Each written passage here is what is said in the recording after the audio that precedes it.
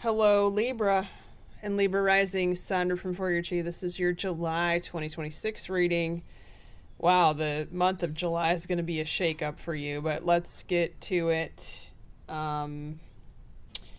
It's not all bad, but there's definitely some warnings here. I see a major warning here in your fourth house. Okay. Well, actually, before I do that, let me pull your zodiac cards to see who's going to be around you in your seventh house. Well, that one wanted to come out. Oh my God, that's the world. Okay. You've got all 12 signs in your seventh house, and the seventh house will be shown on Patreon, tier 2. Okay. Now, your first house, though, first couple of days of July, few days of July, so the solitude. It's funny, I almost said solstice. This is a meditation card. Alone time, the Four of Swords, quiet time. Now, it's okay because you have Azure here talking about your desired outcome will occur in the near future. Have faith and don't try to force it to happen.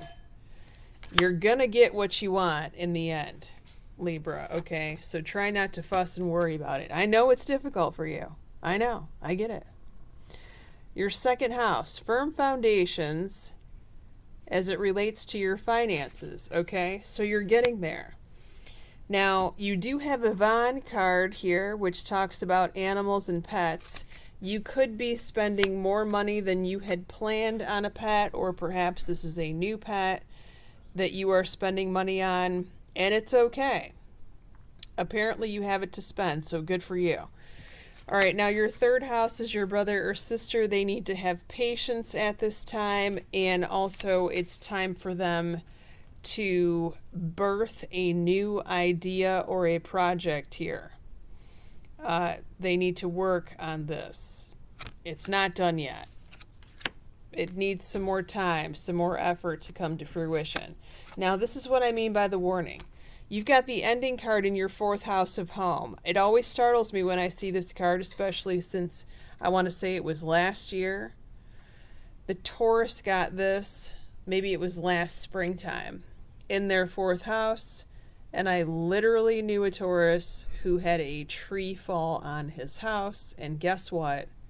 It was a total disaster. He had to move to another house. I'm not even kidding. So if you are not planning a move, make sure you have paid up your homeowners insurance. Make sure they're going to cover stuff. What else? Make sure you have renter's insurance. If you're a renter, I would definitely look into that. This could also be one of those situations where, for those of you that have landlords, your landlord just may up and decide that they're selling the house and they're giving you notice. Notice to quit. Notice to evict. Something like that. Now, the other thing here is, because the father sometimes shows up in the fourth house for me as a reader, make sure you're keeping an eye on your dad. For those of you that have relationships with dads or stepfathers or father-in-laws, because there may be something happening to him.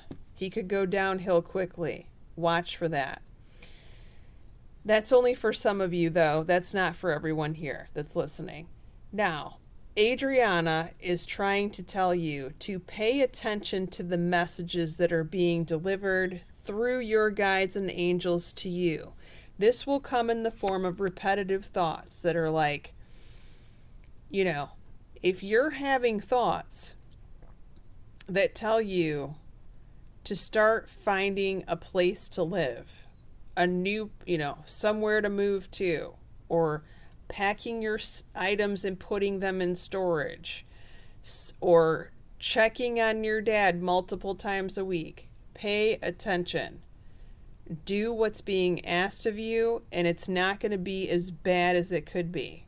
But you definitely have some action steps that you have to take here to mitigate some of those, okay? Your 5th house, your social circle, fun friends. Definitely a good time here.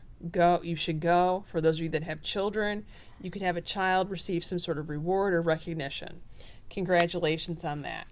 Francesca wants to remind you it's time to stay optimistic, not pessimistic about your social life, your friends, your dating, for those of you that are in the dating scene.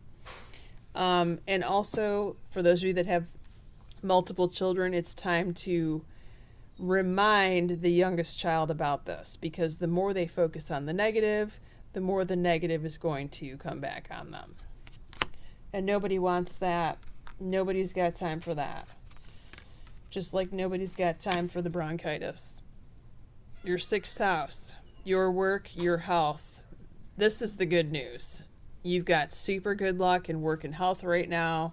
The Wheel of Fortune. There could be a Sagittarius showing up on your work scene to help you. There could be a Sagittarius that you're working with, like maybe your doctor's a Sagittarius that's trying to help you feel better or resolve some sort of symptom. Aurora's here. I love it. Aurora talks about you're flying high right now. Do not descend, because others will follow your example. Very good. We've already gone over you have all the 12 zodiac signs in your 7th house of relationships. All right, if you want to follow me in the extended, we're going to be going over your 7th house of primary relationships and business partnerships, 8th house of intimacy, taxes, contracts, legal matters, the source of your significant other's income, your 9th house of school and travel, your 10th house of career and your mother, your 11th house of your eldest child or your best friend, and the 12th house, what's about to happen 3 months from now in the month of October. Many blessings to you, Libras. Thank you for being here. Thank you for watching. Please like, subscribe, and share with your other Libra friends. Take care.